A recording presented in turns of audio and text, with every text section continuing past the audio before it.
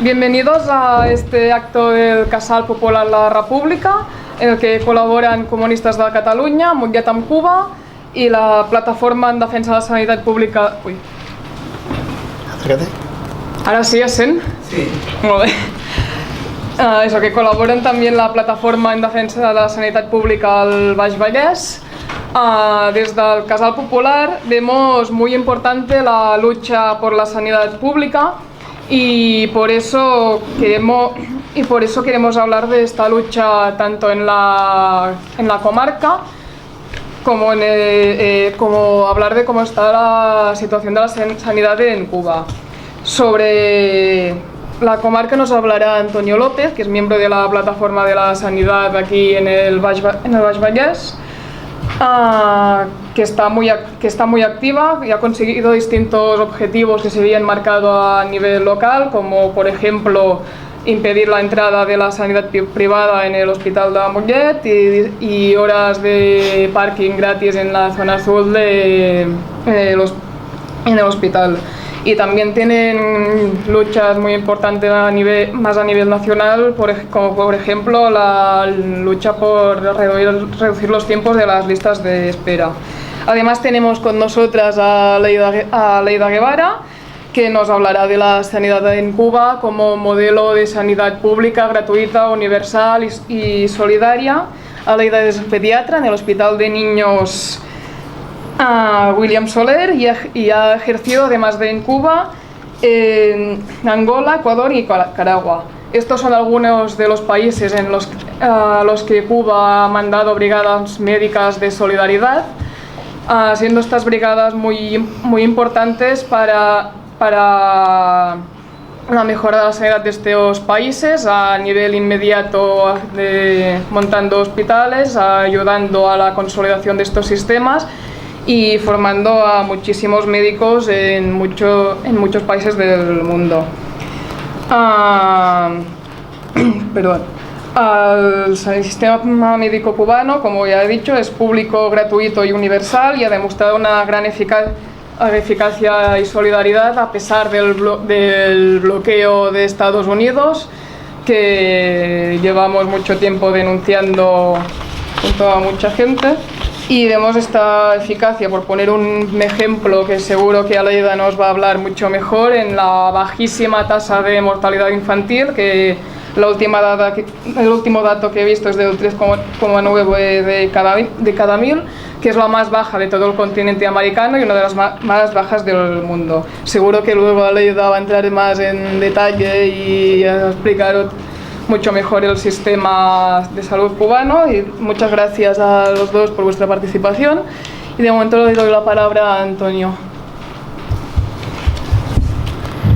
Hola. Bueno, en primer lugar, muchas gracias por invitarnos al Casal Popular La República de Mollet. Yo hoy vengo a representar a la Marea Blanca de Cataluña, a pesar de que soy el portavoz de la plataforma de aquí del Baix Vallès. Y la verdad es que cuando nos comentaron de que se quería hablar sobre el modelo cubano, el cual muchos de nosotros tenemos como referente, y además está la Aleida, no sé si lo digo bien, Aleida Guevara, que a pesar de que, bueno, el hecho de que sea hija del Che, no, es una persona de referencia, yo diría, no sé si mundial, pero de Cuba, con respecto al tema de la sanidad pública, ¿no? El cual es un referente para nosotros, ¿no? Por lo tanto, un placer, bueno, de estar y compartir mesa con ella, ¿no?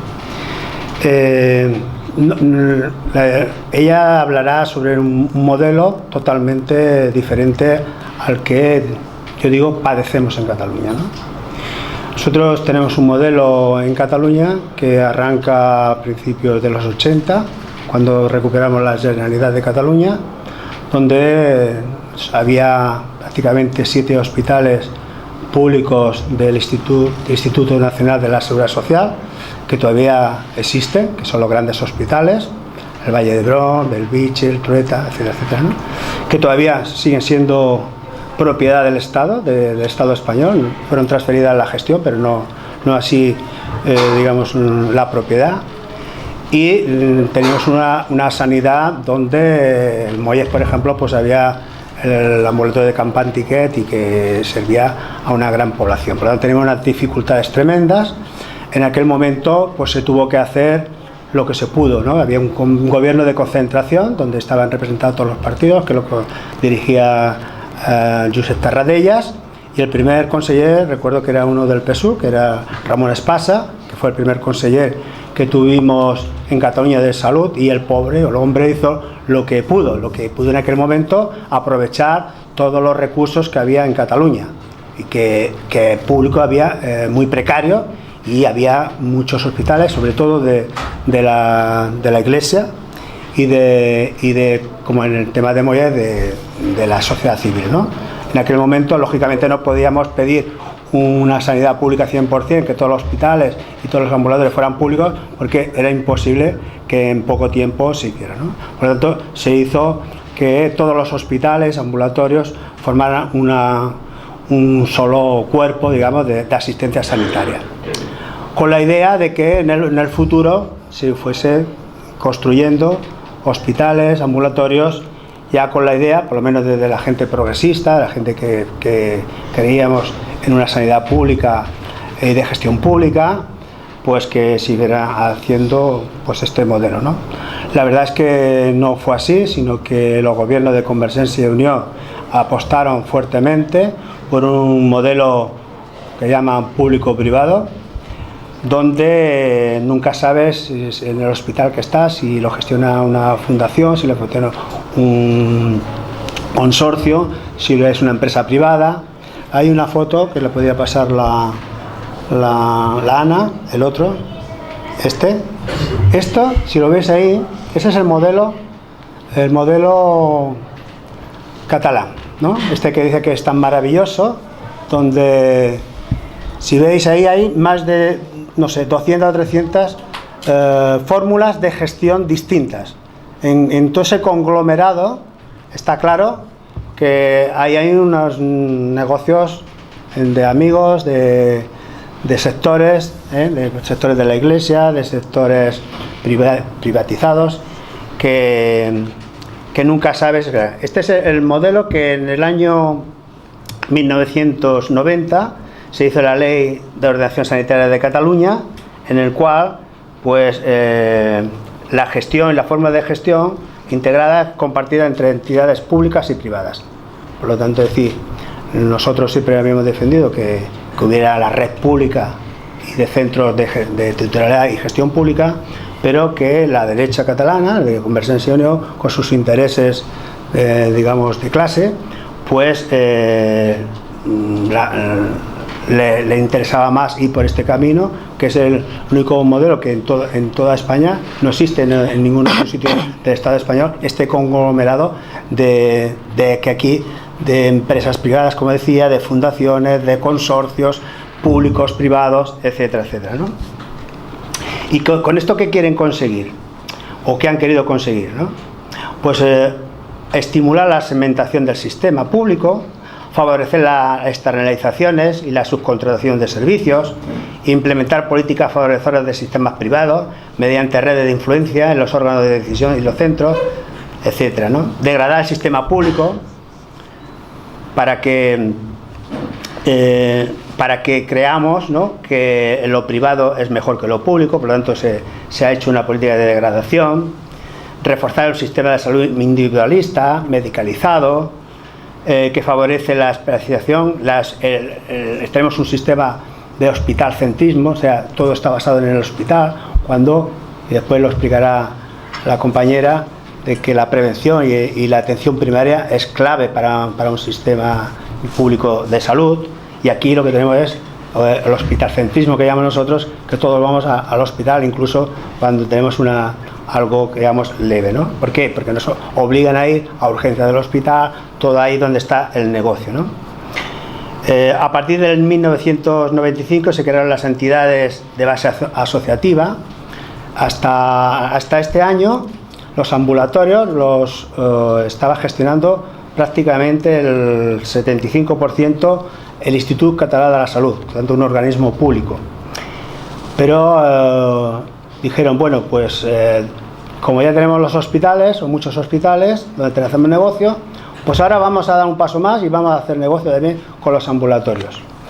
Y crearon las entidades básicas de salud, que son las que se privatizaron, 12 áreas básicas de salud, donde permitían que hubiera negocio, incluso que hubiera beneficios. Sabéis que esto cuando se dice, es una entidad sin ánimo de lucro, por ejemplo, la Fundación Sanitaria de Mollet, ¿no? Que es una entidad privada, pero le ponen la colotilla sin ánimo de lucro, y parece eso que no hay lucro. Sí hay lucro, ¿no? Así que hay lucro. Bueno, pues en estas todavía es peor, porque pueden tener beneficios hasta un 25% de lo que, digamos, no gasten, ¿no? O puedan recaudar. Estas en la comarca tenemos una que es en Mataró, pero están diseminadas por toda Cataluña. Esta era una idea de ir privatizando todos los ambulatorios y centros de atención primaria. No fueron más allá porque, claro, lógicamente ha habido una marea blanca, ha habido una gente que se ha movido, se ha movilizado, unos sindicatos, y por lo tanto se paró ahí. Pero eso lo tenemos ahí todavía, digamos, como una espada de Damocles, y esperamos y deseamos que vamos a hacer todo lo posible para que se revierta todo y que vuelvan a ser públicos. También en el sistema público catalán tenemos algunos hospitales. Puedes pasar la otra, el Barnaclinic, exactamente. Bueno, esto es la joya de la corona, ¿vale? O sea, siempre los que hemos defendido, hemos luchado y seguimos luchando por la sanidad pública, siempre hemos dicho, no queremos que haya una sanidad para ricos y otra para pobres, ¿vale? Que haya una puerta para los que pagan, cuidado, para los que pagan 2 veces, ¿vale? Porque el que va de pago paga 2 veces, ¿vale? Lo pagamos con nuestros impuestos, y luego paga otra vez. Y otra puerta para la gente sencilla, para los pobres, ¿no? O para la gente que somos usuarios de la sanidad pública. Bueno, pues en el clínico tenemos este modelo.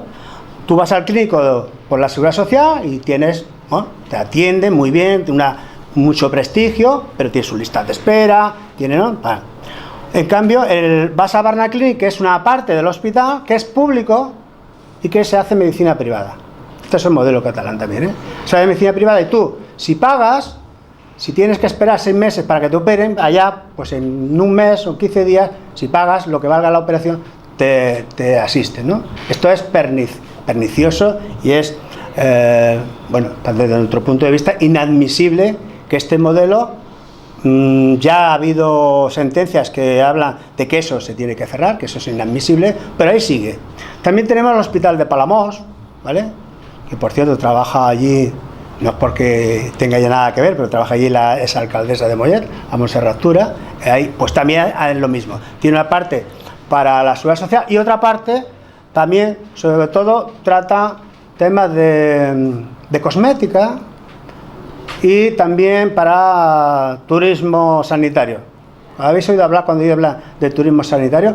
Pues cuando hablan de turismo sanitario no son los pobres y las personas emigrantes que vienen y que le tenemos que atender, y que ahora estamos ya a punto de conseguir que se universalice otra vez la sanidad. Los que hacen turismo sanitario son la gente que tiene mucho dinero, que viene de otros países y que lo hace incluso en este hospital, que es público también, ¿no? Por lo tanto, creemos que ese sistema público-privado es pernicioso para el sistema que nosotros defendemos. Bueno, después de esto, no solamente vinieron el 2015, vinieron las retalladas, la degradación del sistema, los recortes, nos pusieron de conseller de salud a un insigne empresario de la sanidad privada, que es el Boi Ruiz, que era el de la patronal catalana de hospitales, que es el que decía que haceros de una mutua, porque la sanidad privada no dará abasto, ¿vale? Hoy ya, no sé si es real esto, pero ayer sentí que el 37% de los catalanes y catalanas tienen, porque yo no tengo, tienen una mutua privada, una barrera. Y ella hablaba de que con el 25% el sistema era sostenible. Esta otra palabra muy buena para los neoliberales, ¿no? La sanidad no es sostenible, ¿no? Porque hay mucho gasto, ¿no? Bueno, pues este señor dijo que si llegamos al 25%, pues llegamos con el 37%. Cuando os decía que se deteriora el sistema público, es para eso, para hacer negocio, para que la gente nos hartemos, porque claro, cuando tienes una enfermedad, cuando tienes una urgencia, cuando tienes y no te atiende, pues lógicamente es humano que la gente que pueda pagarlo, pues se busque la vida. Nosotros no lo compartimos, por eso te decimos que hay que luchar para tener esos derechos, el sistema de un mejor servicio, ¿no? Después, ahí se perdieron miles de puestos de trabajo, que todavía no hemos recuperado, miles de puestos de trabajo, o sea, médicos, enfermeras, etcétera, etcétera. Se perdieron y todavía no hemos recuperado más de 1.000 millones de presupuesto. 1.000 millones en la sanidad es mucho dinero, por lo tanto se ha deteriorado, por eso no tenemos en los ambulatorios médicos que haya, cuando se ponen enfermos o tenga una baja, haya sustitutos, se masifiquen las visitas, las urgencias estén como están, las listas de espera estén como están, pues claro, hemos de recuperar como mínimo esos 1.000 y pico millones de euros que el presupuesto que había casi de 1.000 millones y en este momento estamos en 8.000 y pico, 9.000 millones de euros. Y cómo no, cuando decimos que no hay, cuando en la sanidad no hay ánimo de lucro, encima, después de todo eso, hubo unos sinvergüenzas que robaban. ¿Os acordáis que en Reus, en Mataró y en otros sitios resulta que hubo unos cuantos personajes, como el de Fisiogestión, que es el que gestiona el tema de rehabilitación, encima robaban?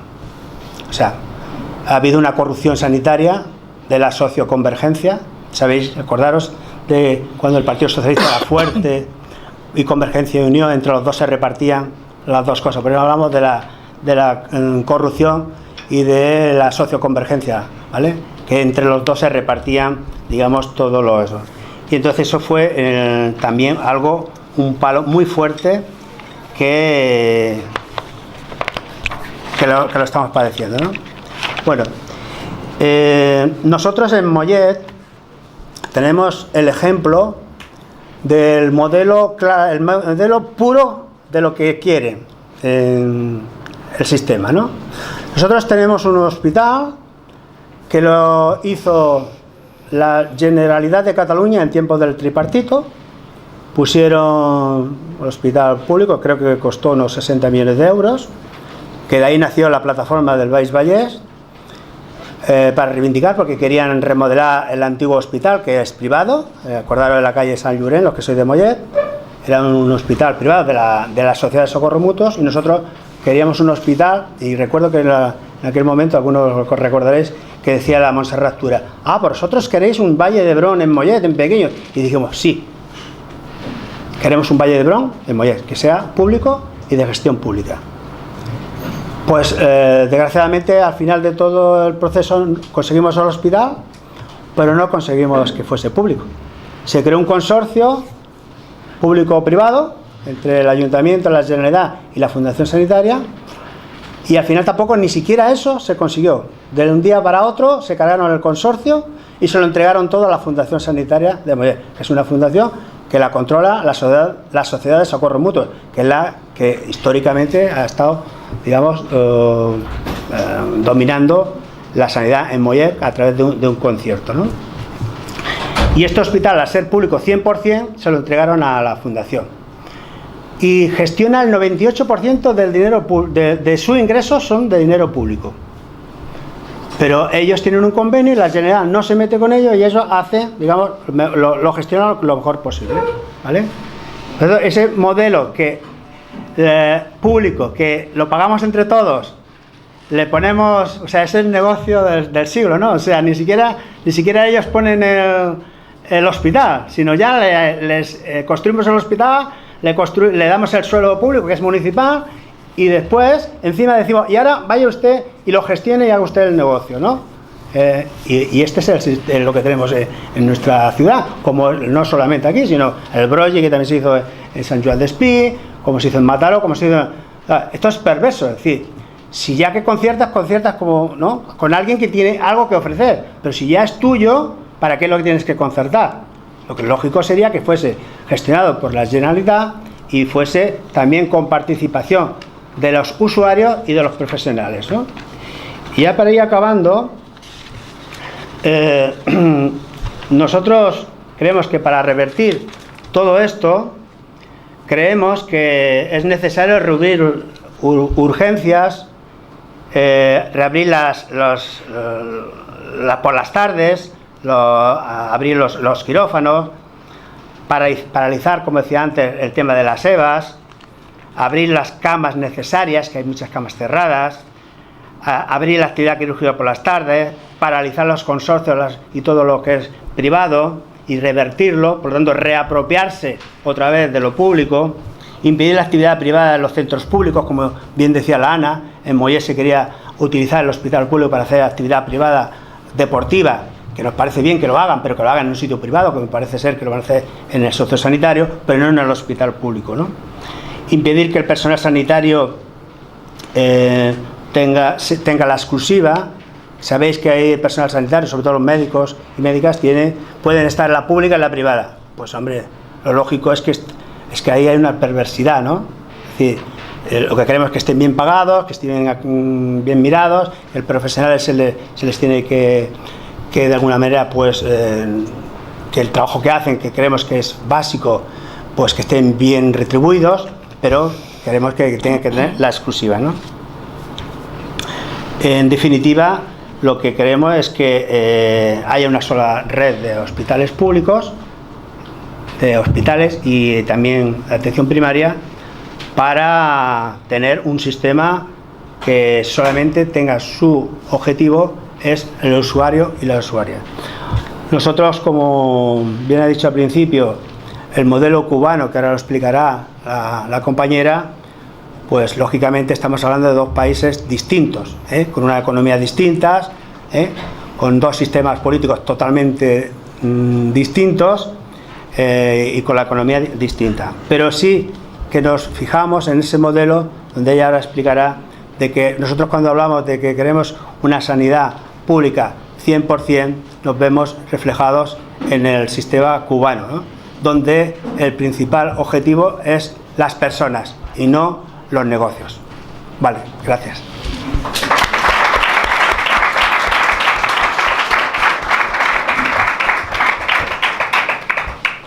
Bueno, muy buenas tardes a todas y a todos. Está puesto, ¿no? No, este es el de Antonio. No, cámbialo. Este es el de Antonio. Quítalo. ¿Y tú no lo habías puesto ahí en la máquina? No, quita el mío y pones tuyo. Ya está. No, es que he puesto el mío primero y ahora este. El último. SNS. Sí. Perfecto.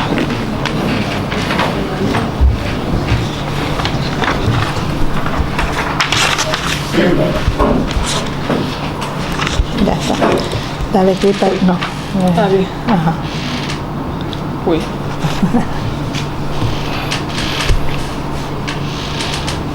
No, ahí no te vas a meter.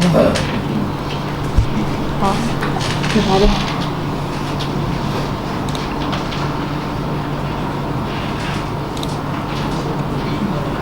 Ya. Vale. Bueno, le decía que muy buenas tardes. Es interesante lo que él acaba de decir, sobre todo esta aclaración al final. Si somos países diferentes, sistemas sociales diferentes. Es imposible comparar los sistemas de salud en ese sentido. Nosotros no venimos a decirle a ninguno de ustedes lo que tienen o deben hacer.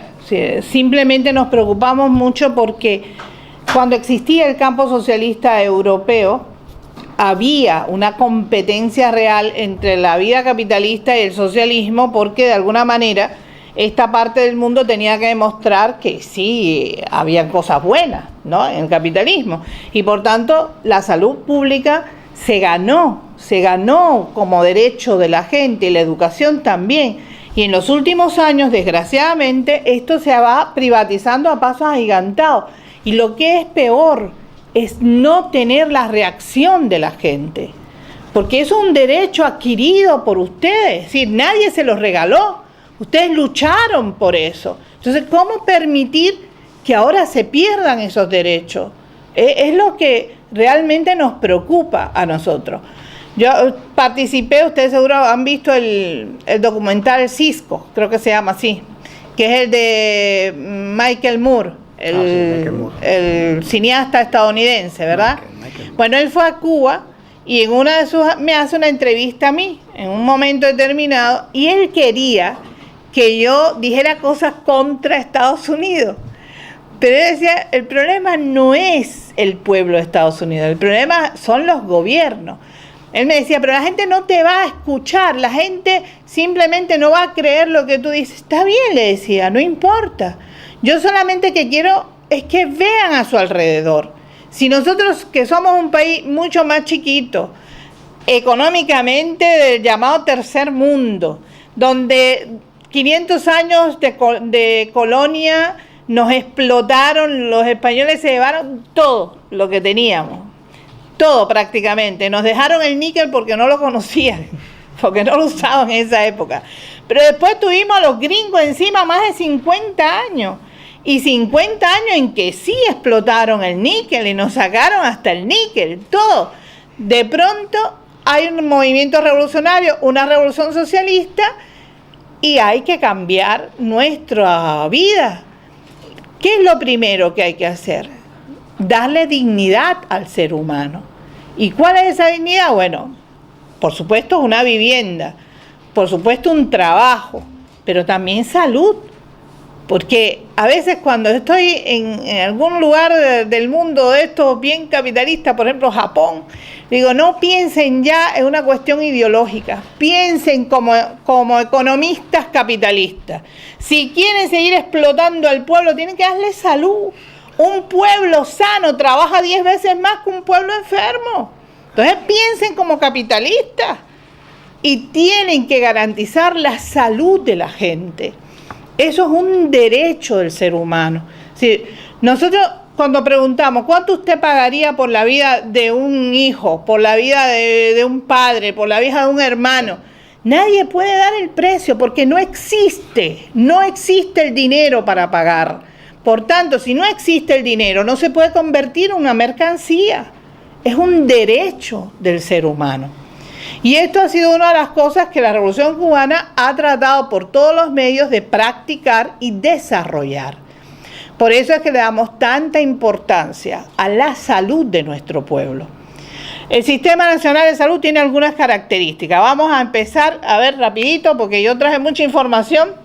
Esta es la Constitución cubana. El artículo 50 dice, sí, habla precisamente esto, del derecho del ser humano a ser atendido con dignidad. ¿Verdad? Pero no está en un papel solamente, sino que lo practicamos, que es lo más importante. Seguimos. Miren aquí estos datos, a ver si lo logran ver porque estamos distantes. ¿Sí? Bien. Yo me voy a parar porque si no me molesta mucho. Antes del 59 le puse ahí algunos datos para que ustedes tengan esto en cuenta. Por ejemplo, un analfabetismo de un 40%, ¿verdad? Pero fíjense, 3 universidades en todo el país y una sola escuela de medicina. Teníamos 6.286 médicos aproximadamente al triunfo de la revolución. ¿Qué pasa? Inmediatamente comienza la propaganda de Estados Unidos contra la revolución cubana. ¿Y qué logra? Que la mitad de esos médicos emigren para Estados Unidos. Nos quedamos con apenas 3.000 profesionales. Mortalidad infantil, por ejemplo, mayor de 60 por 1.000 nacidos vivos. Es decir, cada 1.000 niños que nacían en Cuba, 60 morían antes de cumplir el primer año de edad. Bueno, a ver, la expectativa de vida 60 años, inmunización infantil muy limitada. Los profesionales cubanos, los médicos, trabajaban sobre todo en la capital del país o en las capitales de provincia, ¿verdad? Cuadro sanitario con dominio de enfermedades transmisibles. Cualquier niño en Cuba se moría por un sarampión, una diarrea maltratada, se deshidrataban antes de llegar al médico. En mi familia, por ejemplo, tengo un caso así, mi prima, que desgraciadamente ya falleció, a los 5 años tuvo unas diarreas de esas tremendas, se deshidrata y a partir de ese momento esa niña que había nacido sana se convierte en una niña epiléptica y con cierto retraso mental. ¿Ya? Entonces, miren todas las consecuencias que puede tener un mal tratamiento, un simple dejar que las cosas ocurran. Al triunfo de la revolución se implementa la política, por supuesto, nacional de salud, y en 1960 ya hay transformaciones y aparece el Ministerio de Salud Pública. Seguimos. Ahora, en este momento que estamos viviendo, Es una sociedad donde el 96,2% de la población está alfabetizada. El 97,5% de los jóvenes hasta 14 años y el 92% hasta 16 años estudian. 1,7 millones de habitantes estudian y el nivel medio de escolaridad es de 9º grado, pero eso es algo que ya estamos superando, porque el objetivo es llegar por lo menos a 12 grados, es decir, el bachiller. 2017, mortalidad infantil de 4 por 1000 nacidos vivos. Solamente escuchen, 60 por 1000 nacidos vivos a 4 por 1000 nacidos vivos. Hay una notable diferencia, ¿verdad? Ahora, mortalidad infantil también se las traje, menores de 5 años, es 5,5 por 1000 nacidos vivos, mortalidad materna 38,3, pero por 100.000 nacidos vivos. Expectativa de vida ya es 78,45. Aquí hay un dato de lo más interesante, porque Cuba tiene un gran equipo de médicos trabajando ahora por la vida de las personas, que se supone que un ser humano debe vivir entre 120 y 140 años. Y ya tenemos un club de los 120 años. Entonces estamos empezando a trabajar en ese sentido. Pero fíjense, si las cosas ya están caminando. Acaba de morir la cubana más longeva que teníamos en este año y vivió hasta 113 años, pero a plenitud. Caminaba, hablaba, hacía sus cosas lentamente, pero lo hacía muy bien. Y en el 2045, según Naciones Unidas y UNICEF, Cuba podría ser el país más longevo del planeta. Porque claro, si estamos prolongando tanto la vida, se podrán dar cuenta que vamos a tener gente bastante en esa época. Bueno, seguimos. Esto aquí es interesante también en el cuadro de enfermedades. No importa. En el cuadro de enfermedades, porque tenemos ahora 18 vacunas que se ponen a los niños, por supuesto, gratuitamente y con toda la confianza del mundo, porque nunca hemos tenido ningún problema con esas vacunas. Se le pone a todos los niños cubanos. Los médicos ni siquiera tienen que ir a buscarlo. La mamá viene con los muchachos a la hora que le toca, todo el mundo sabe el momento que hay que poner la vacuna, y también lo hacemos en las escuelas y en los círculos infantiles. Avisamos a los padres, hablamos con ellos, mire, se va a hacer la vacuna en esta semana. A veces hay niños que son alérgicos. Nosotros, desgraciadamente, el 14% de la población infantil cubana es asmática, así que tenemos muchos alérgicos en el país. Y entonces nosotros, en este caso yo soy alergóloga pediatra, tenemos que hablar con la maestra para decirle, mire, al niñito fulano de tal, como es un asmático severo, no está controlado, por favor no le ponga la dosis completa. Dígale al médico de familia que solamente ponga la mitad de la dosis, que a los 15 días le vuelva a repetir la otra mitad previa visita mía. Es decir, yo tengo que verlo, valorarlo antes. Si no hay problema, ponemos la otra dosis y se acabó lo que se daba. Pero hay esa comunicación completa, escuela, CDR, médico de familia y hospitales. Entonces, además, miren lo que dice ahí, cuadro de salud donde predominan las enfermedades no transmisibles. Nosotros decimos algo muy simpático en Cuba, somos un país pobre, vivimos como un país pobre, pero morimos como un país rico, porque morimos con las mismas enfermedades del primer mundo. Seguimos. Estas son las características generales, ¿ves? Gratuito, universal, accesible, regionalizado, integral, con participación comunitaria e intersectorial, con una concepción internacionalista. Y faltó poner algo en esta proyección muy importante, y es que tiene un carácter preventivo. La salud pública cubana es sobre todo preventiva, porque nos dimos cuenta que es más fácil prevenir una enfermedad que tener que curarla. Seguimos. Esto para que tengan las principales realizaciones en el sistema de salud en estos 50 años, ¿ves? La creación y desarrollo del servicio médico social rural. Eso fue inmediato y fundamental. Es más, nosotros tenemos la mortalidad infantil en 4 por 1000 nacidos vivos. Los hospitales de la capital, por ejemplo el mío, recibe niños en mal estado, gravemente enfermos, de todo el país prácticamente. Por eso tenemos una mortalidad a veces mayor que el resto de otros hospitales. Sin embargo, en las provincias, en las zonas montañosas, la mortalidad infantil hace 10 años es 0. Y la mortalidad materna hace 10 años es cero.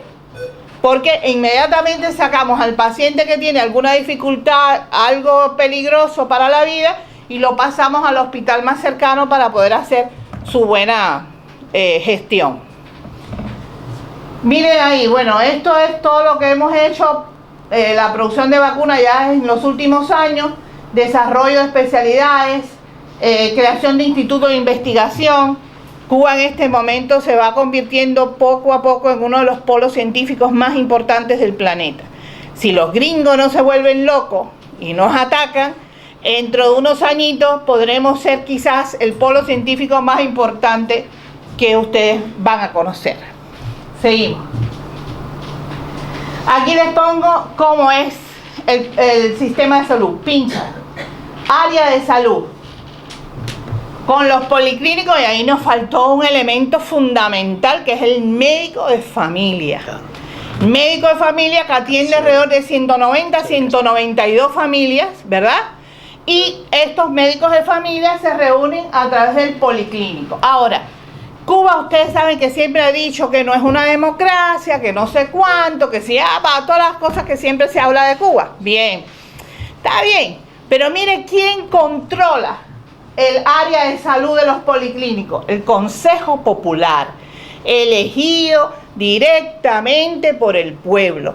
Si el policlínico no funciona, si el médico de familia no está al tanto, si hay queja de todos sus compañeros, el Consejo Popular va y nos ala las orejas a los médicos, porque lo fundamental es el bienestar del ser humano, de nuestro pueblo. Y ningún médico puede faltar respeto al pueblo, de ninguna manera. Eso ni los pensamos siquiera. Es prioridad el cuidado y el bienestar del pueblo.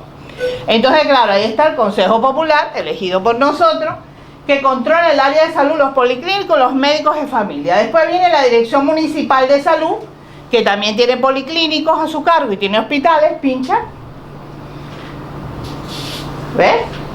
Y que va a estar controlado a su vez por esta parte acá, pincha de nuevo. A ver. Asamblea Provincial del Poder Popular y Municipal. Te falta una más. Vale, ahí ahora está. sí. Ahí están todos los controles. Es decir, tenemos la dirección como médicos, el Sistema Nacional de Salud con el Ministerio de Salud, por supuesto, que es nacional, pero a la misma vez está el Poder Popular. A nivel, todos los niveles va controlando esto de la salud continuamente, y cualquier queja, cualquier sugerencia de la población es atendida por nuestros consejos populares y por tanto tenida en cuenta. Un ejemplo claro: los medicamentos.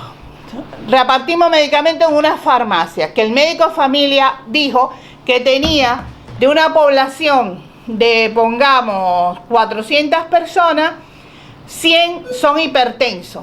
Bueno, pues entonces en esa farmacia tiene que haber los medicamentos adecuados para que esos pacientes puedan ir a adquirirlos, ¿verdad? O sea, esto es una cuestión de información. Pero ¿qué puede pasar? Que el médico de familia no haya dado los datos correctos. ¿Qué puede pasar? Que en la farmacia se esté tratando de hacer algún tipo de negocito con los medicamentos. ¿Quién controla eso? El Poder Popular. El Poder Popular va, revisa la situación, detecta dónde está el problema y después viene la Policía Nacional Revolucionaria si es necesario para arreglar la situación. Porque no es posible de ninguna manera permitir la corrupción con relación a los medicamentos. Una etapa difícil de Cuba, el llamado periodo especial, tuvimos problemas con esto y hubo que resolverlo así. Y ahora el Poder Popular controla precisamente a través de los vecinos que dicen: la farmacia tal está pasando esto y esto y esto. Allá va y se controla. El médico de familia tal recibe a todo el mundo, pero el del otro lado no hace su trabajo continuamente. Entonces el Poder Popular va y le pregunta: ¿qué es lo que pasa, doctor? Hay esta queja, esta cosa, ¿qué es el problema? ¿Cómo se resoluciona? Etcétera, etcétera. Así trabajamos. Seguimos. Uy, sí, son flechitas. Aquí el Sistema Nacional de Salud, la atención médica preventiva, curativa y de rehabilitación. Eso es lo fundamental, pero además tenemos todo alrededor. Y también hay algo muy importante, en el Sistema Nacional de Salud se incluye también con gratuidad todo lo que es estomatología. Es muy importante eso. Seguimos. Aquí de consultorio, policlínico, casa de abuelos, centro de salud mental, hogar materno, óptica, farmacias, clínicas oftalmológicas. ¿Qué cosa es el hogar materno? Ustedes se acuerdan que nosotros, en pleno periodo especial que llamamos a la desaparición del campo socialista europeo, tocamos fondo. Yo siempre pongo la imagen de un hombre que está pintando el techo y le quitan las escaleras. Caímos. Se nos cayó el sistema socialista europeo como la Comunidad Europea para ustedes y nos quedamos en banda. Y a esa hora había que hacer nuevamente la escalera, escalón por escalón, pero con nuestros propios recursos. Recursos, nuestros mejores árboles, ¿dónde están? En el Escorial. Ustedes no saben. Ahí en el Escorial, donde se entierran a los reyes del Estado español. Ahí están nuestras mejores maderas. ¿Qué les parece? Y nunca nos han pagado 1 kilo por eso. Pero además de eso, toda la cantidad de recursos que ha sido expoliado del país. En ese sentido, es muy difícil volver a hacer esa escalera y llegar al techo. Pero además póngale otro elemento importante, que es el bloqueo de Estados Unidos de Norteamérica, que se dice facilito, pero vivirlo es bien difícil, realmente difícil. Porque, por ejemplo, como médico alergóloga, yo quiero ponerle a mi paciente el mejor medicamento, ¿por qué no? ¿Por qué mi niño no va a tener el mismo medicamento que pueda tener el niño que nació en España, en China? ¿Por qué no? Y yo tengo el dinero como país para comprarlo, pero nadie me lo oferta. Porque si Estados Unidos de Norteamérica se entera, en ese momento esa empresa tiene de 5 a 10 millones de multa por venderle a Cuba. Si tiene capital estadounidense, los Estados Unidos se lo retiran. Y si no lo tiene, impiden que los productos de esa empresa se vendan en el mercado de Estados Unidos de Norteamérica. ¿Cuál es el resultado? Cuba se queda sin el medicamento. Por eso el bloqueo nos ha marcado tremendamente y ha sido una situación muy difícil después que desaparece el campo socialista europeo, volver a un estado de vida digno para todo el mundo. Todavía no hemos llegado a como vivíamos nosotros, por ejemplo, en el año 85. Todavía no lo logramos, a pesar de que abrimos el país al turismo, de que tenemos inversión de capital extranjero controlada y con efecto inmediato satisfactorio para la población. Si no, se van. Así de simple. La inversión de capital extranjero tiene que cumplir como requisito primero bienestar al pueblo cubano, beneficios directos al pueblo cubano, si no, no se acepta. Bueno, seguimos. Esta es la situación de salud en la atención primaria, ¿ven? Los factores relacionados con el ambiente. Claro, ustedes saben, nosotros tenemos muchos problemas con el agua. Estuvimos 4 años de una sequía extraordinaria y ahora tenemos unas inundaciones, que es algo serio, pero además tenemos la espada de Damocles encima por donde vivimos, en el Caribe. Los ciclones 1 o 2 al año, casi siempre. El último, ustedes saben que arrasó con todo el norte del país. Prácticamente nos destruyó todo lo que teníamos en el norte. Vivienda, hoteles, todo. Y hubo que hacerlo a pasos agigantados, porque imagínense, teníamos que seguir viviendo. Entonces hubo que buscar vivienda para los trabajadores, hubo que buscar vivienda para los campesinos, cómo hacerla, cómo lograrla. No es fácil esto. Le pedimos al gobierno de Estados Unidos que nos vendiera, no que nos diera, que nos vendiera cierta cantidad de materiales que necesitábamos por esta catástrofe humana que hubo. ¿Fue redondo? No. ¿Ah? Esas son las cosas que Cuba tiene que enfrentar todos los días. Pero bueno, ¿qué vamos a hacer? ¿Dejarnos vencer? No, hombre, no. Ay, en Cuba dice, nacimos para vencer y no para ser vencidos. Y eso tratamos de hacerlo. Seguimos. Mire, para que ustedes tengan un dato rápido de todo lo que tenemos en el país. Ustedes saben que Cuba hoy tiene 11 millones y medio de habitantes. Entonces, estos son las instituciones, los bancos de sangre, los hogares impedidos físicos, estas cosas, más o menos para que tengan una idea. Seguimos. Aquí es lo que les decía, las principales causas de muerte. Busquen a ver las de Europa en general para que vean que son las mismas. ¿Ves? Enfermedades de corazón, tumores malignos, enfermedades cerebrovasculares, influenza, neumonía, accidentes.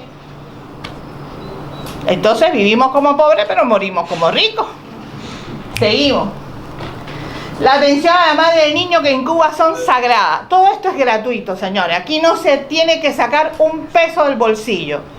La madre tiene todas esas cosas puestas a su disposición, con puericultura garantizada, con ultrasonidos garantizados, con pruebas químicas garantizadas. Se hace el alfa-fetoproteína como siempre y se manda el resultado a la casa, se manda a buscar. Nosotros tenemos una enfermedad frecuente en la raza negra y Cuba, aunque ustedes me vean, por ejemplo, la piel blanca, yo tengo genes negros. Y eso a mucha honra, por supuesto. Pero eso me da también la posibilidad de tener ciclemia. Entonces, pues tenemos que diagnosticar esa enfermedad también. Tenemos que hacer una prueba preventiva. Si el niño que va a nacer ya sabemos que tiene esa anemia, pues se le dice a los padres lo que hay. Y los padres deciden si quieren mantener el embarazo o quieren interrumpirlo. Una decisión de ellos como padres. Pero tienen que tener la información. Seguimos. Esto para que vean las enfermedades eliminadas. Miren los años que hemos ido eliminando enfermedades. Todo esto con vacuna y con medicina preventiva, por supuesto. Seguimos. Estas las que hoy todavía son enfermedades, pero han bajado notablemente su morbilidad y mortalidad.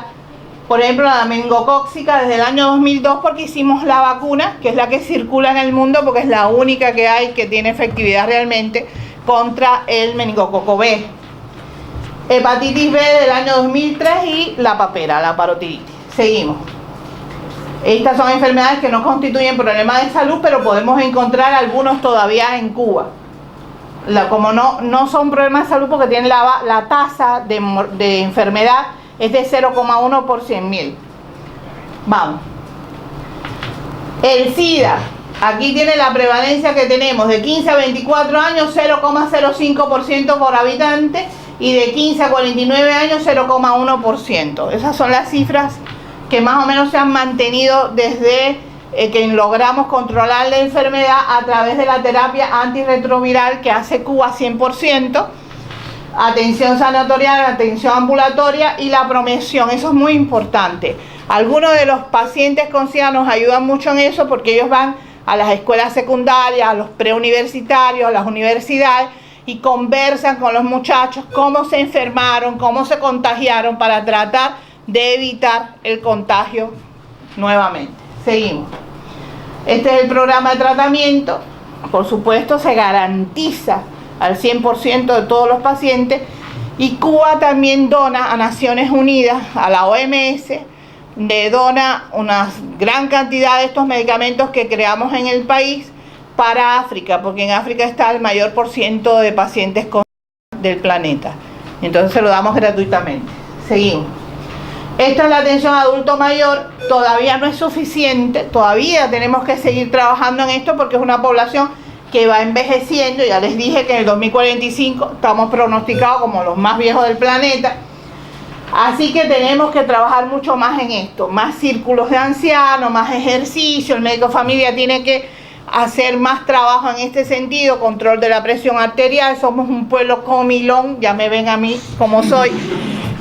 Normalmente nos gusta comer mucho cerdo, pero también mucho dulce, y esas cosas nos afectan porque además somos un poco sedentarios. Solo cuando toca un tambor es que nos movemos bien, pero si no, no somos muy de ejercicio, y estamos trabajando eso con los abuelos. Seguimos. Aquí tienen más o menos, esto es interesante porque miren ya cuántos trabajadores de la salud tenemos en este momento. Una enfermera por cada 128,3 habitantes, un médico cada 125 habitantes y un estomatólogo cada 667 habitantes. Pero el 70,6% de todos los trabajadores de la salud somos mujeres. Seguimos. Bueno, aquí está el claustro de instituciones docentes. Miren, ya tenemos 3 universidades médicas, 25 facultades de medicina. Y ahí tienen todo, también una escuela, por supuesto. de que la cual estamos muy orgullosos, que es la Escuela Latinoamericana de Medicina, que es la escuela donde vamos formando hombres y mujeres de nuestro continente. Inicialmente fue así, pero ya también pasamos a Asia y África. Tenemos varios estudiantes africanos y varios estudiantes asiáticos formados por Cuba gratuitamente, y tenemos más de 500 médicos estadounidenses formados gratuitamente por Cuba. Porque dentro de Estados Unidos también hay un tercer mundo, que son los chicanos, los afrodescendientes y los latinoamericanos. Seguimos. Bueno, la matrícula de instituciones docentes, para que vean más o menos cuántos estudiantes nacionales están estudiando en este momento medicina. Aquí ven lo de medicina, estomatología, licenciatura en enfermería, tecnología de la salud, psicología. Hay 8.699 estudiantes extranjeros, estudian medicina y otras especialidades de salud en Cuba en la actualidad, y 28.258 estudiantes están siendo formados por nuestros profesionales en 14 países del mundo. Seguimos. Bueno, el 15 de enero de 1960, el comandante jefe Fidel Castro expresó: el futuro de nuestra patria tiene que ser necesariamente un futuro de hombres de ciencia, tiene que ser un futuro de hombres de pensamiento. El desarrollo científico siempre ha sido voluntad política de la revolución. En los momentos más difíciles del periodo especial se mantuvo la investigación científica y se ampliaron los centros de investigación. Porque nosotros decimos, nos están apretando todo, pero esta cabeza es pensante, por tanto tiene que crear cosas que nos faciliten salir al mercado internacional y poder devolver un poco a nuestro Estado todo lo que se consume en formación de profesionales. Seguimos. Aquí tienen los institutos de investigación del Sistema Nacional de Cuba. Se los puse para que vean más o menos. Aquí los resultados del polo científico. Las vacunas en fase de ensayo clínico, anticolérica, antipalúdica, antituberculosis, cáncer de pulmón, colon, mama, útero, melanoma y próstata. La cáncer de pulmón y próstata ya se están vendiendo, ya se están comercializando. Las otras todavía están en el último proceso, que es la prueba humana. Seguimos. Medicamentos que hemos ido creando. Algunos son muy importantes, pues son únicos en el mundo. Por ejemplo, con una vacuna le ponemos en los pies a los diabéticos y tratamos de que la úlcera que se les forma se desbarate, se recupere la piel y no tener que cortar el miembro a la persona. Entonces ha tenido muy buen éxito y lo estamos usando muchísimo en América Latina, pero también en Asia desarrollada. No les voy a decir dónde, pero ahí está. Seguimos. Resultados del polo científico, bueno, también sistema diagnóstico, medios diagnósticos, dirección de la placenta humana, que también sacamos mucho provecho de ella. Seguimos. Una profunda revolución en los servicios de salud tendrá lugar en nuestra patria, dijo Fidel en el 2002. Y efectivamente empezamos a desarrollar técnicas y tecnologías que son muy difíciles de adquirir por Cuba, pero por suerte para nosotros la solidaridad en el mundo sigue despierta, y eso ha posibilitado que desde Suiza comenzara un proyecto de romper el bloqueo con Medicuba Suiza, que después se extiende al resto de Europa y se llama Medicuba Europa. A través de estas organizaciones de solidaridad se compran materias primas, se adquiere tecnología, y Cuba puede hacer hoy, por ejemplo, medicamentos citostáticos de primer nivel y poderlo dar a un precio mínimo a los países más necesitados. Seguimos. Aportamos miles de combatientes a la lucha contra el sufrimiento, el dolor y la muerte, para ayudar al planeta que sufre de lo que tiene alivio, se enferma de lo que tiene cura y muere de lo que no debía morir. Eso lo dice Fidel Castro en 2005 en la formación del contingente Henry Ruiz. Henry Ruiz es un estadounidense que lucha junto a los cubanos contra los españoles en la liberación de Cuba. Era un hombre bajito, delgado, muy nervudo, muy fuerte y muy valiente. Murió muy jovencito, con muchas heridas en su cuerpo, y nosotros no olvidamos nunca a estos hombres, porque de alguna manera son parte también de nuestra esencia como pueblo. Entonces, en honor a él, hicimos esta brigada que es una brigada que tiene 10.000 profesionales de la salud. Donde quiera que estemos y pertenecemos a esta brigada, nos avisan que hay un estado tal que tuvo una catástrofe natural y pide ayuda a Cuba, pues algunos de estos compañeros se movilizan, aunque no estén en Cuba, y van para ese lugar. Se organiza, van para ese lugar. Así les traje algunos datos para que vean dónde ha estado la Henry Reed.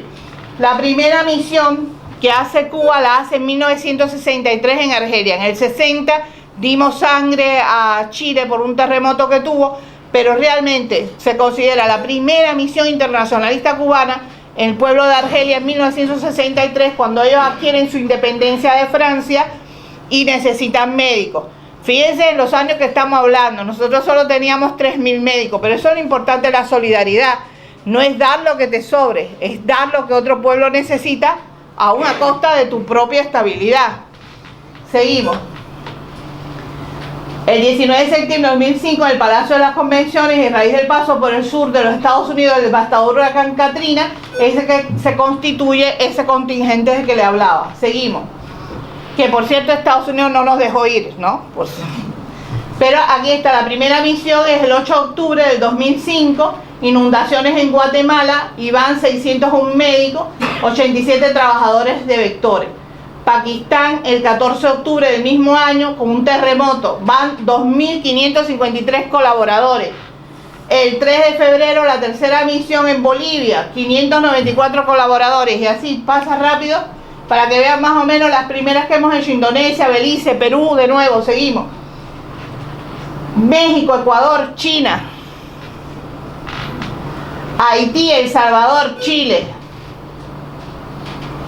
En 1963 al 2018, durante todos estos años, tenemos 407.000 colaboradores cubanos que han trabajado en 165 países del mundo. Algunos hemos repetido también, por ejemplo, yo estuve en Nicaragua, después estuve en Angola y he trabajado un tiempo en Ecuador y también trabajo ahora en Argentina. Mayo del 2018 tenemos 38.262 colaboradores que están trabajando en 65 países del mundo. Seguimos. Operación Milagro. Esto es una de las cosas de las que más nos enorgullecemos, porque surge el ALBA. El ALBA es la Alternativa Bolivariana para Nuestra América. Formamos inicialmente Venezuela y Cuba, después se fue uniendo Ecuador, Nicaragua, Bolivia y 2 o 3 islitas más del Caribe. Estos países decidimos trabajar por nuestros pueblos en igualdad de condiciones y nosotros teníamos suficiente personal médico como para aportarles a ellos lo que necesitaban. Así que comenzamos a trabajar con algo muy importante antes que la medicina también, y es la educación de un pueblo. Porque José Martí dijo, nuestro apóstol dijo, para que un pueblo sea realmente libre, tiene que ser un pueblo culto, para que no lo manipulen, no lo engañen, no lo utilicen. Por tanto, comenzamos una tarea titánica de alfabetización de todos esos pueblos que les he mencionado, pero no solamente en los idiomas de la colonización, español, portugués, inglés, francés, no, sino también los idiomas autóctonos de nuestros pueblos, creol, guaraní, quechua, quichua, aymara, etcétera. Hay un montón. Entonces, comenzamos a hacer la alfabetización que se llama Yo Sí Puedo. Pero nos dimos cuenta que había gente, había personas que no se unían, que no se estimulaban. Y eso nos extrañó porque la gente siempre quiere saber. Y nos dimos cuenta que había muchas personas que no veían. Por tanto, les daba pena decir, bueno, yo no veo, no sé qué. Empezamos entonces a investigar qué era lo que pasaba y nos dimos cuenta que muchos de esos pacientes tenían cataratas o tirigio, que son 2 patologías que provocan ceguera. Pero esa ceguera es prevenible. Esa ceguera puede ser operada y resuelta con una operación que nosotros decimos, los que no somos oftalmólogos decimos sencilla, pero operar un ojo no es sencillo. Pero bueno, es rápida, es fácil de hacer con los instrumentos adecuados y con el entrenamiento adecuado. Se les ocurre a Fidel y a Chávez comenzar la operación de estas personas gratuitamente, por supuesto. Y en los primeros pacientes hubo un señor mayor que se le desprende, después de operado, la venda, y él por primera vez ve, después de muchos años, y él dijo, es un milagro. Por eso se llama así, Operación Milagro. Y ahí ven los resultados. Total de pacientes operados hasta el momento, 2.983.573. La aspiración es a 10 millones. Todavía nos falta un mundo. Pero bueno, estamos trabajando, y enfrentarse a los colegios médicos de Latinoamérica es una de las tareas más difíciles que nos ha tocado. Porque aún en Venezuela, con un sistema social igual al nuestro, tienen médicos privados, tienen colegios de médicos privados y son súper reaccionarios.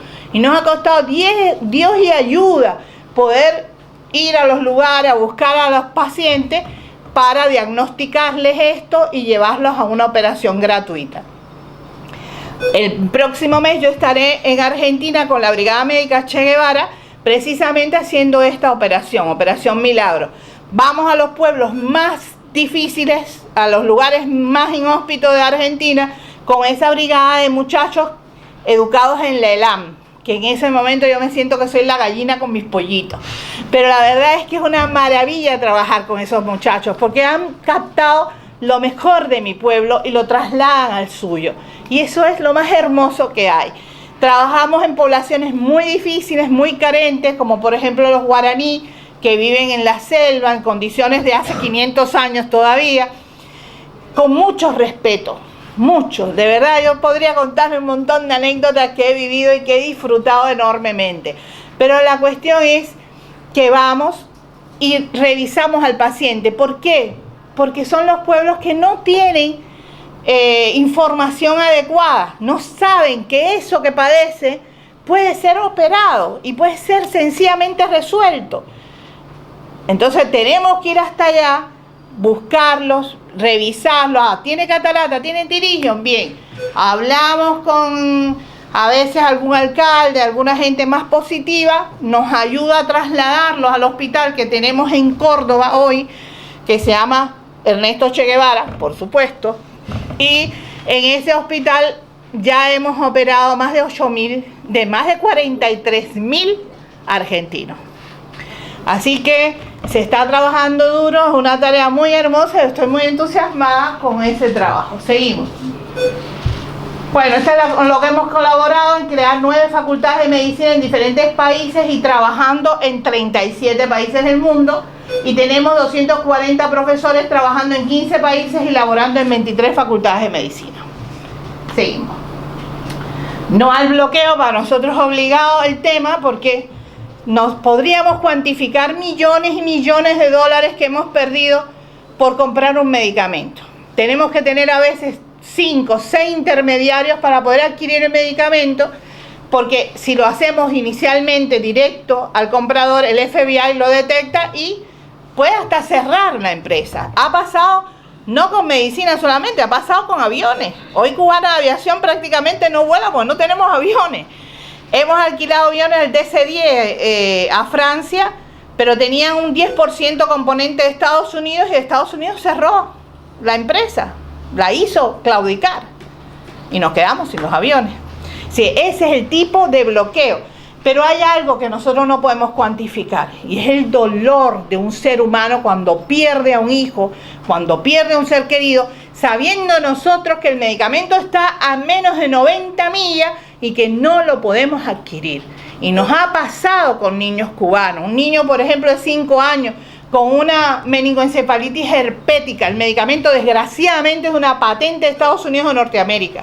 La solidaridad dentro de Estados Unidos, que es bien amplia para Cuba, buscó el medicamento, lo compró, lo adquirió, pero cada vez que llegaba a frontera lo detectaban y lo viraban. Lo detectaban y lo viraban. Al último momento, el cónsul de Argentina de aquel momento en San Francisco, que estaba pasando por Miami, no sé por qué, se entera de la situación, se metió el medicamento en el bolsillo y pasó frontera. Lo trajo a Cuba, pero ya era tarde. El niño muere. Entonces, cuando tú te enfrentas a esas cosas, tú dices, ¿por qué? ¿Por qué un niño no tiene ideología? Un niño no puede ser enemigo de nadie. ¿Por qué no salvarle la vida? ¿Cómo se puede ser tan obtuso, tan criminal ¿Cómo? Y eso es lo que enfrentamos todos los días en Cuba. Por eso es que decimos no al bloqueo. Seguimos. Los retos del sistema de salud es hacer eficiente y sostenible el sistema, por supuesto, incrementar la calidad y satisfacción de la población con los servicios y continuar elevando el estado de salud de la población. Son los retos que tenemos que seguir adelante. Seguimos. Somos un país pequeño, pero este país pequeño ha podido demostrar cuánto se puede cuando se quiere. Cuánto se puede si los recursos humanos de cualquier país pueden ser bien utilizados. Fidel Castro Ruz. Y ahí terminamos.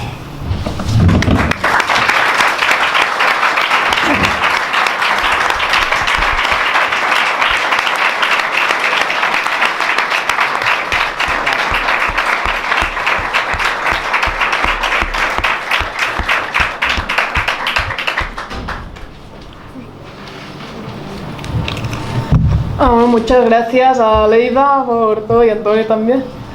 Si alguien tiene una pregunta, un comentario, quiere aportar alguna cosa.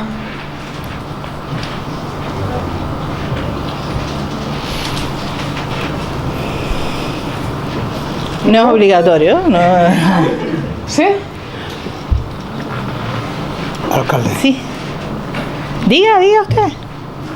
Esta sanidad que tenéis en Cuba, ¿cómo la habéis logrado? ¿Con la revolución o el pueblo? Con las dos cosas.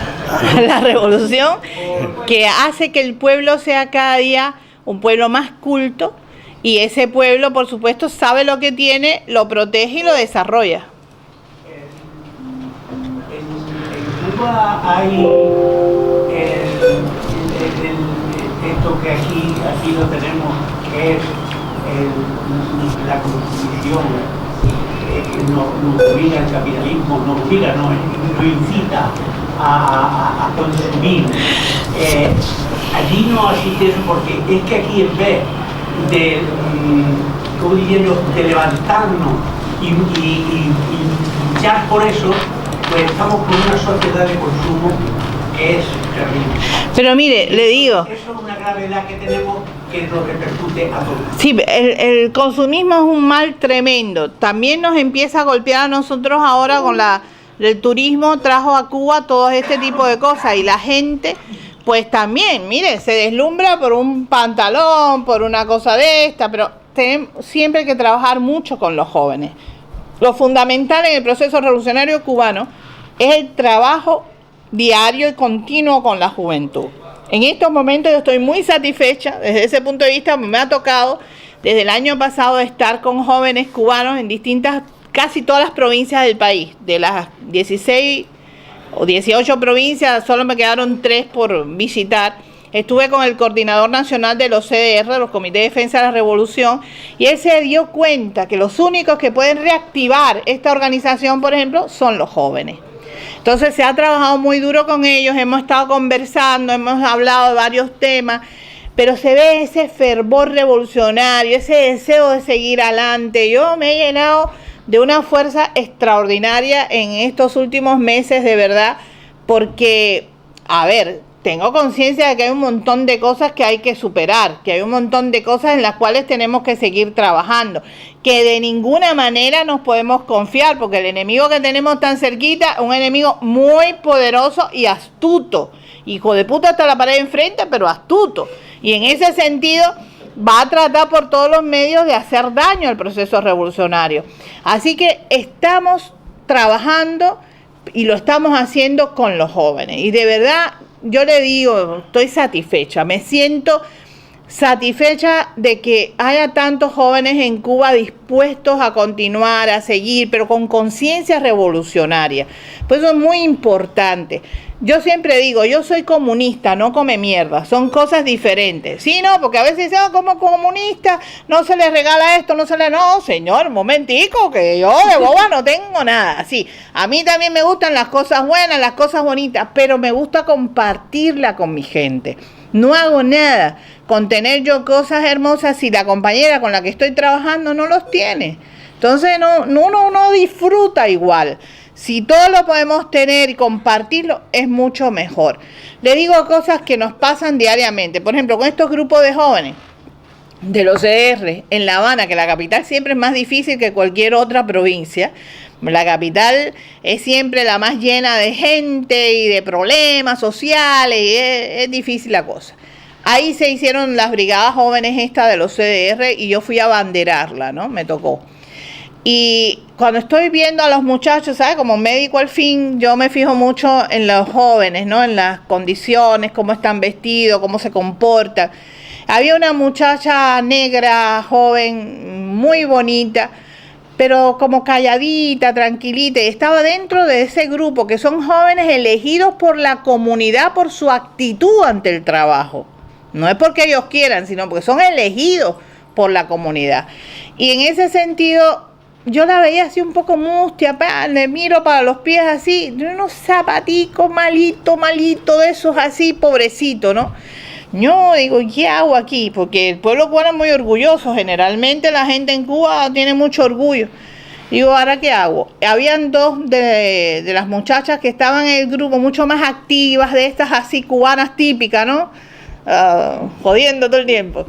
Y entonces le digo, vengan acá ustedes, eran hermanas, digo, vengan acá las dos. A ver, sin que esta muchacha se entere, averígüenme el número del zapato que usa. Al ratico vinieron las de mi doctora, usa el 39. Perfecto, bien, yo uso el 40. Pero tenía unos zapatos que me quedaban justicos y no me lo había puesto una sola vez, estaban nuevecitos. Dije, estos mismos. Llamé a la coordinadora del CER y le dije, fíjate, sin que ella se entere, sin ningún tipo de cosa. Yo tengo unos zapatos, bueno, mira los pies como los tienen. Los zapaticos están al quedarse. Y yo tengo unos zapatos que le pueden servir. Mándalos a buscar, llámala a ella y dáselo como cosa tuya, ¿no? Al rato, como a los 2 o 3 días, me llama la coordinadora y me dice, doctora, se fue de mi oficina con los zapatos puestos. Felicísima iba por ir para allá. Esas son las cosas que hacemos como pueblo. Y es normal para nosotros. Es lo que no se puede perder nunca en Cuba. Esa solidaridad con la gente, tratando por todos los medios de que la mayor parte de la población disfrute la vida, no la sufra, la disfrute. Entonces, tenemos muchas cosas que resolver todavía. Hay muchas cosas en las cuales tenemos que trabajar duramente. Por ejemplo, la vivienda. La vivienda en Cuba es un serio problema en la actualidad, porque mira esto mismo que te decía del ciclón, ¿cuánta gente se quedaron sin casa? ¿Cuántas? Miles de cubanos se quedaron sin casa. Ya hoy todos tienen casa. Todos tienen casa, lo que pasa que no con las condiciones que uno quisiera. Cuando yo voy a ver, por ejemplo, la entrega en un pueblito de las viviendas, son de palma de madera, madera de palma, es decir, de las tablas que se sacan de la palma, bonitas, pintaditas, pero tú sabes que eso es humilde. El piso sí de mampostería, el bañito se hizo de mampostería también, pero el resto de la casa, el techo es de zinc. Es una cosa muy humilde, pero ¿sabes la felicidad que tenían esos seres humanos? Porque tenían su casita donde vivir.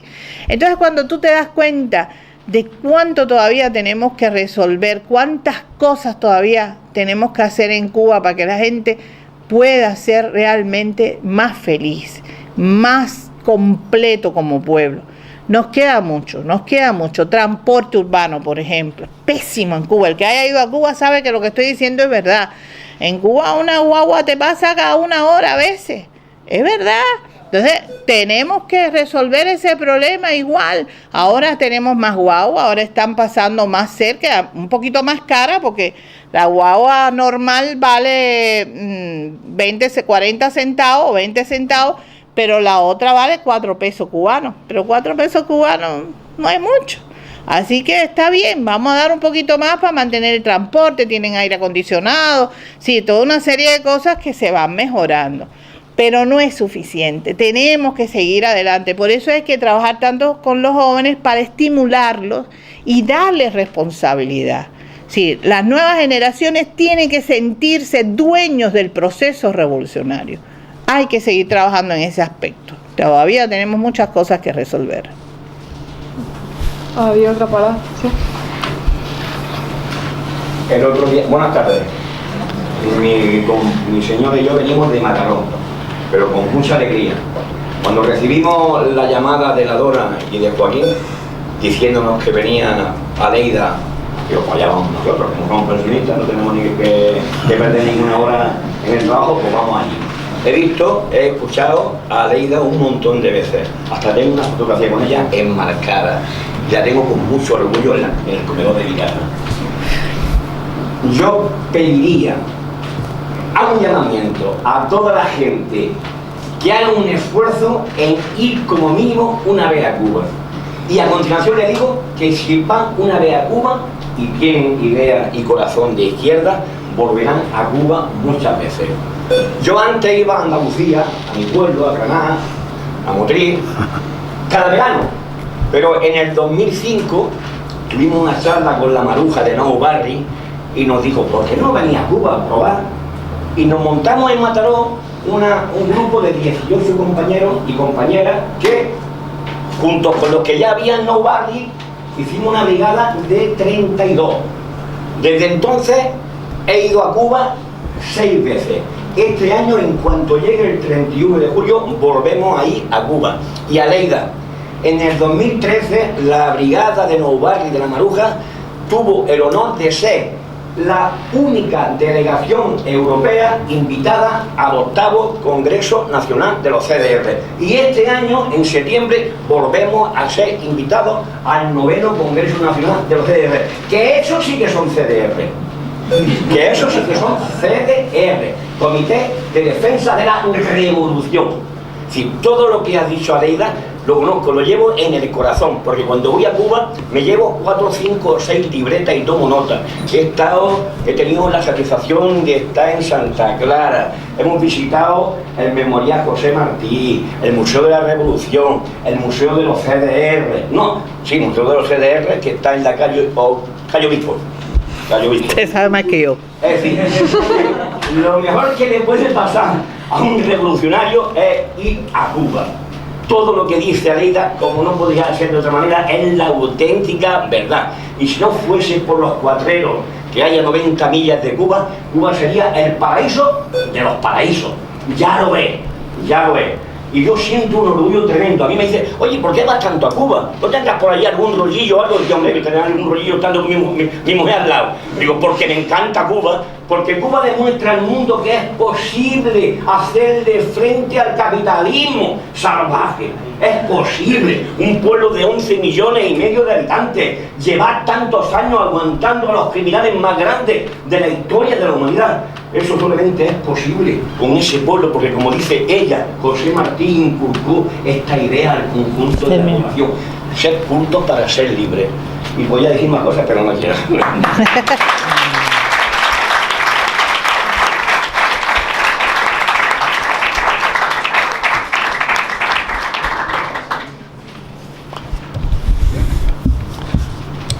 Bueno, yo ya sabía que al venir con Aleida era difícil poder explicar un poco el... ¿Se oye? ¿Sí? Ahora sí. Pero no dice mi nombre ni Amadao. No lo diré bien hasta pero que ustedes tienen Lleida. Aleida. Pero Aleida. ustedes tienen un pueblo acá que se llama Lleida, ¿no? Lleida. Coño, yo me llamo Aleida. Aleida. Es así, es sencillo. A ver, ya lo miraré allí, mira, ya lo estoy viendo. Aleida. La verdad es que comparar el sistema cubano con el catalán o el español es prácticamente imposible. Lo que sí, algunas cosas de las que ha comentado, por ejemplo, el tema del control popular, ¿no? Nosotros aquí, los que somos activistas, pues estamos vistos por el sistema como revolucionarios, políticos, gente que va a incordiar, o sea, de ver que los usuarios estamos para que se cumpla con la asistencia a los ciudadanos, ¿no? A la ciudadanía. Por lo tanto, el control popular aquí, pues ni siquiera lo hacen, ni siquiera los ayuntamientos que tenían que hacerlo, ¿no? Y lo tenemos que hacer, pues, la gente que estamos organizados y tal, ¿no? Segundo, hablabas de un sistema preventivo y primarista, o de atención primaria, ¿no? Es decir, que este es uno de los elementos claves para revertir el sistema en Cataluña y en España, ¿no? Luego, algunos dicen que en el sistema público es intrínsecamente normal que haya unas listas de espera desesperantes, ¿no? Como las que tenemos. Por ejemplo, tú hablabas de la oftalmología, ¿vale? Es normal que haya personas que estén 2 años para que se les atienda. Es decir, en Cuba también hay esas listas de espera como aquí, desesperantes, que a la gente se los ¿Tú quieres obliga. que nos linchen?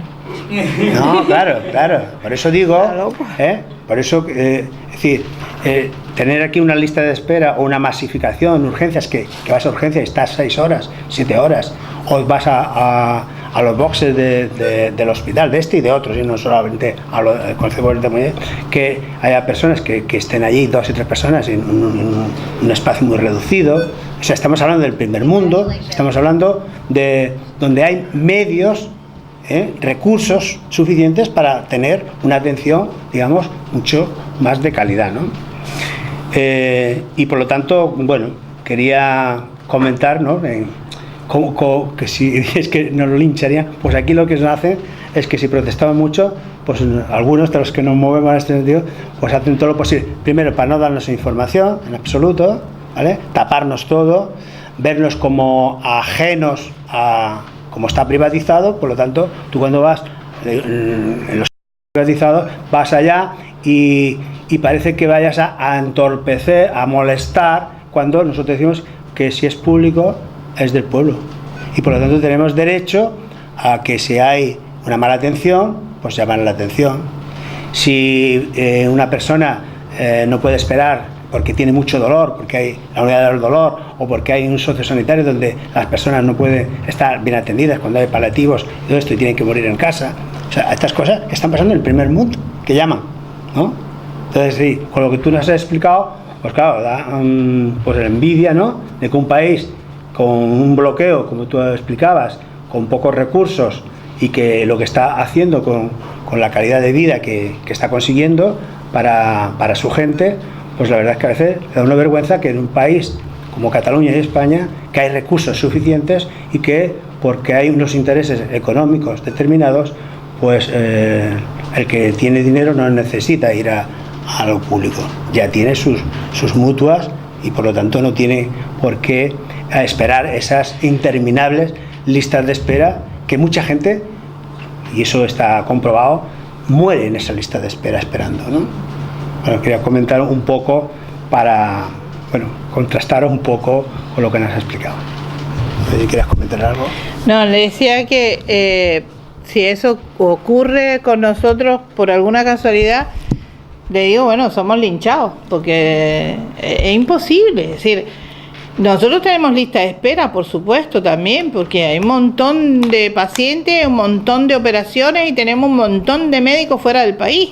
Y entonces hay un momento determinado en que tú ves que hay una lista de espera de cirugía que puede ser de 1 mes. Y cuando es de 1 mes, ya estamos grave, ya estamos en rojo, porque eso no puede ser. Pero además estamos hablando de operaciones en frío, por supuesto, sí, operaciones que no tienen nada que ver con la vida del paciente ni cosas por el estilo. Estamos hablando, por ejemplo, de una cirugía plástica, estamos hablando de un cambio de teta, estamos hablando, sí, no, de ese tipo de cosas. Cuando es 1 mes ya tenemos problemas serios, ya estamos montados ahí. Y de niños no les digo, en pediatría, cuidado, ahí sí no puede haber ni 1 semana de espera, no puede haber de ninguna manera, porque eso sí es inmediatamente combatido. Ahora, es cierto que tenemos problemas, por ejemplo, en los hospitales nuestros, donde trabaja mi hija es cirujana vascular, trabaja en la Covadonga, que es uno de los hospitales que fue hecho por los asturianos en Cuba. Imagínense los años que tiene ese hospital, es por pabellones. Pero es muy bonito, realmente un hospital enorme, pero bonito, y trabaja un montón de gente, y lo hace además con todo el cariño del mundo, pero las condiciones que tenemos de los lugares no son las mejores, no son las idóneas para ese trabajo. Muchas veces hemos tenido que cerrar, no sé, quirófanos porque hay que arreglarlos, hay que volverlos a reparar, pero entonces recargamos a otro hospital. En este caso hoy es la Covadonga, la que está, que no decimos Covadonga, pero se llama Salvador Allende. Ese hospital hoy está recibiendo prácticamente casi toda la población de La Habana porque tenemos muchos problemas con el clínico quirúrgico, con el Calixto García, que se están reparando, son hospitales grandes. Entonces la mayor parte de la población tiene que ser remitida ahí cuando es una urgencia, cuando es una cuestión de ahora para ahorita, y se recarga el trabajo de la gente. Sí, no es fácil. La salud pública es costosa, realmente es costosa, pero vale la pena porque es lo que tú tienes para garantizar la vida de la gente y que además haya un buen trato. A veces el paciente, tú no le puedes resolver lo que tiene porque no hay posibilidad a veces de resolverlo, pero lo tratas bien, lo escuchas, le pasas la mano, qué sé yo, y la persona se va satisfecha. Y tú como médico sabes que no hiciste gran cosa porque no podías hacerla, pero sin embargo te lo agradecen porque lo trataste humanamente. Muchas veces es más importante escuchar al paciente, pasarle la mano y ser respetuoso con la gente que no darle el medicamento más grande del mundo o mejor del mundo. Entonces, en ese sentido se puede trabajar muchísimo porque en toda Europa también hay médicos que van a lugares difíciles. Nosotros hemos trabajado, yo trabajé en Angola 2 años y ahí me encontré médicos también de distintas partes del mundo y fue hermoso compartir, trabajar juntos. Son experiencias muy bonitas porque venimos de culturas diferentes, de lugares diferentes, pero nos unimos para trabajar por el ser humano. Es decir, lo que el médico tiene que tener presente siempre es que nuestra carrera es como un sacerdocio. Si tú escoges ser médico, no es para explotar el dolor de la gente, es para resolver, es para ayudar, es para proteger al ser humano. Y yo les digo de verdad, los 2 años que yo pasé en Angola a mí me marcaron para toda la vida. Todavía hoy no puedo hablar mucho del tema, empiezo a llorar como una Magdalena, porque fueron cosas muy duras, muy difíciles. A veces yo tuve niños en mis manos que sabía que lo podía salvar, pero no tenía el medicamento para hacerlo. Y tuve, por ejemplo, 3 bebés, 3 recién nacidos con paludismo cerebral, pero solo un paquete de manitol había en el hospital en ese momento. Así que yo tuve que elegir cuál de los 3 niños tenía más posibilidades de sobrevivir y condené automáticamente a los 2 otros a muerte. Y eso se lo puedes decir muy fácil, pero eso lo lleva uno por dentro toda la vida. Pues, ¿cómo demonio? ¿Qué justifica que tú puedas hacer eso con un ser humano, por ejemplo? ¿Qué puede justificar eso? Y la importancia de esto es que desgraciadamente mucha gente vive de espalda a esa realidad. Mucha gente no se da cuenta de que esta parte del mundo no sobrevive sin nosotros. Eso es importante que lo sepan, porque eso que les dije del Escorial es un ejemplo, pero en el siglo XV, ¿quién le quitó el hambre a Europa, a la vieja Europa? Fue América del Sur con la papa. La papa es nuestra, es de nosotros, así que ustedes nos deben hasta la vida. El chocolate, el famoso chocolate, ¿de dónde tú dices es el mejor chocolate del mundo? La gente te dice de Bélgica, de Italia, de Francia, de Suiza, pero si ninguno de ellos ha trabajado nunca un cacao en su vida, no saben ni lo que es un cacao. Entonces, ¿cómo puede ser el mejor chocolate ese? Eso no es así. Y el café, ¿qué me dicen? Café italiano. A mi hija, por ejemplo, le encanta el café italiano, pero es que no hay café italiano, porque ningún italiano ha tenido una lata en medio de una montaña recogiendo grano de café. No es verdad. Viene del Congo, viene de Ecuador, viene de Bolivia, viene de Brasil, viene de Colombia, que es uno de los cafés mejores del mundo, pero es nuestro. Entonces hay muchas cosas que la gente tiene que llegar a tomar conciencia real de que no vivimos solos en este planeta, de que todos tenemos que interactuar, de que tenemos que fijarnos a nuestro alrededor cómo vive la otra parte del mundo. Pero además lo tenemos que empezar a hacer en la propia casa, en la